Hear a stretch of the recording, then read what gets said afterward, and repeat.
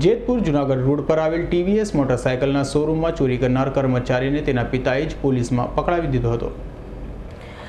જેતપુર શહેરના જુનાગઢ રોડ પર પટેલ ટીવીએસ સુઝુકીના મોટરસાયકલના શોરૂમમાં 2 દિવસ પૂર્વે કોઈ તસ્કરો શોરૂમમાં પતરા ઉંચકાવી શોરૂમમાં પ્રવેશી અંદર સીસીટીવી કેમેરાની મેઇન સ્વિચ બંધ કરી ટેબલના ખાનામાં રાખેલા 1.93 લાખ રૂપિયાની રોકડ રકમની ચોરી કરી ગયા અને મેનેજર સંજય સોલંકીએ ભરી પોલીસમાં ફરિયાદ નોંધાવતા પોલીસે આ ચોરીના ચાણવેદુ હોવાનું अनुमान विचारी शोरूमना नौकर 320 અને પૂર્વ કર્મચારીઓની પૂછપરછ માટે બોલાવેલ હતી, જેમાં શોરૂમનો પૂર્વ કર્મચારી ઇજનેર રવિ ભૂપતભાઈ દેવળિયાને પૂછપરછ માટે બોલાયેલ, પરંતુ ચોરીમાં પોતાનો હાથ ન હોવાનું જણાવતા પોલીસે તેમને જવા દીધો હતો। પરંતુ રવિના પિતા ભૂપતભાઈને પોલીસે કંઈ અબોલ ન બોલાવે તેમ વિચારીને પોતાના પુત્રને કીધેલું કે તે ચોરી કરી હોય તો કહી દે, જેથી પુત્રે પિતા પાસે ચોરી કબૂલી લેતા તેઓએ પોલીસને પોતાના ઘરે બોલાવી હતી। તેમજ રવિ સાથે ચોરીની સામેલ તમામ કાકાઓ દીકરો મયુર મહેન્દ્રભાઈ દેવળિયા અને ત્રીજા જે નાણાકીય છે તે ત્રણેયને સોંપી દીધા હતા અને ત્રણેય તમામ ચોરેલી રકમ પણ પોલીસને આપી હતી। હું અહીંયા પટેલ સુઝુકીમાં બ્રાન્ચ મેનેજર તરીકે નોકરી કરું છું। હું જ્યારે સોમવારે સવારે 10 વાગે શોરૂમમાં મેં એન્ટર થયો ત્યારે અહીંયા આવીને જોયું તો મારા લોકરનું જે ખાનામાં મેં પેમેન્ટ રાખ્યું હતું, ટોટલ પેમેન્ટ હતું 1,93,305 રૂપિયા, એ પેમેન્ટ ગાયબ હતું। એટલે મેં જોયું તો ખાનું જે છે એ તૂટેલું હતું એટલે મેં આખા શોરૂમમાં પહેલાં તો તપાસ કરી, મારા અંદરના શોરૂમમાં બધી જગ્યાએ, પણ ક્યાંય મને પેમેન્ટ જોવા ન મળ્યું। ત્યાર પછી મેં અને મારા સ્ટાફે જઈ અને ઉપરના જે અમારા છતના પતરા હતા એ પતરા ખોલીને જોયા તો એક પતરું જે અમારે વર્કશોપના ગેટની બાજુનું જે ઉપરનું પતરું હતું એ પતરું ઉપરથી ખુલેલું હતું, જેની બાબતે મેં મારા સ્પેર ઇન્ચાર્જ અજયભાઈ ગુજરાતી સાથે વાત કરી તો એનું કહેવાનું એવું હતું કે એ જ્યારે સવારે 8:30 આવીને એને વર્કશોપ ખોલ્યો ત્યારે શોરૂમની મેઇન સ્વિચ ઓફ હતી, જેના લીધે કેમેરાની અંદર કોઈ ફૂટેજ આવેલી નથી। ત્યાર પછી મેં બપોરે આપણે જેતપુર સિટી પોલીસમાં જઈ અને કેસ નોંધાવ્યા પછી પોલીસે આવી અને અહીંયા પંચનામું કર્યું। પંચનામું કરી અને ડોગ સ્કોટ તથા ફિંગરપ્રિન્ટ સાથેની કાર્યવાહીમાં એ લોકો આગળ વધ્યા।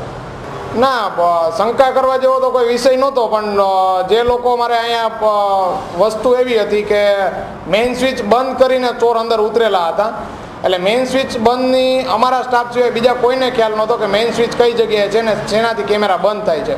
એટલે મને શંકા એક અમારો સ્ટાફ અને જે બહારના મારા છૂટા થઈ ગયેલા બધા કલીગ હતા એની ઉપર હતી, એ મેં જાણ પોલીસને કરી। એટલે પોલીસે એ શંકાના આધારે જે આરોપીને गिरफ्तार કર્યા, એમાંથી આરોપીએ ખુદ જેતપુર શહેરની અંદર આવેલા પટેલ સુઝુકી જે શોરૂમ છે સુઝુકી મોટરસાઇકલનો, એમાં ગઈકાલે ચોરીનો બનાવ દાખલ થયેલો હતો। જે ચોરીના બનાવમાં કુલ રૂપિયા 1,93,000ની રોકડ રકમની ચોરી થયેલી હતી અને આ ચોરીની સ્થાનિક જગ્યાએ જોતા સીસીટીવી કેમેરાની મેઇન સ્વિચ બંધ કરેલી હતી અને ફક્ત એક ખાનામાં જ જે રૂપિયા રાખેલા હતા ત્યાંથી જ ચોરી થઈ હતી, બીજી કોઈ વસ્તુ ચોરી નહીં થતી। પ્રાથમિક દ્રષ્ટિએ કોઈ જાણભેદુ હોવાની શંકા ઉત્પન્ન થતી હતી।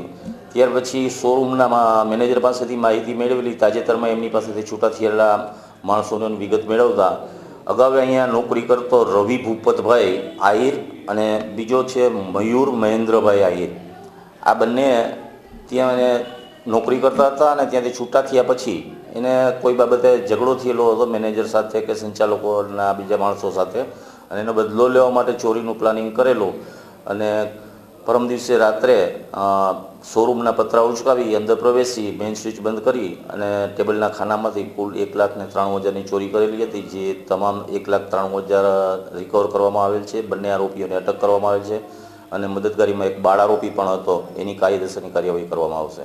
આગલે દી પોલીસ ગોંડલથી એને ઉપાડી આવી, સાંજ સુધી પૂછપરછ કરી, સાંજે મને સોંપી દીધું। રાતે ઘરે જઈને મેં એને કીધેલું જે હોય તે મને સાચું કહી દે, બાકી કા તું નથી કા હું નથી, બરાબર છે।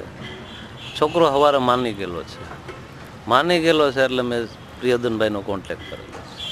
પ્રિયદનભાઈને મેં જાણ કરી કે ભાઈ આપણે આને પોલીસને સોંપી દેવો છે, ખોટું હું આજે નહીં ચલાવી લઉં ને કાલે નહીં ચલાવી લઉં। મહેશભાઈ સુવાને પણ બોલાવેલા, મહેશભાઈ સુવાએ ધીરુભાઈ ડાંગરને બોલાવીને મારી ઘરે જ ત્રણેય તોમતદારોને મેં સોંપીને એની કિંમત સુધી મેં એને હાથો હાથ આપ્યા।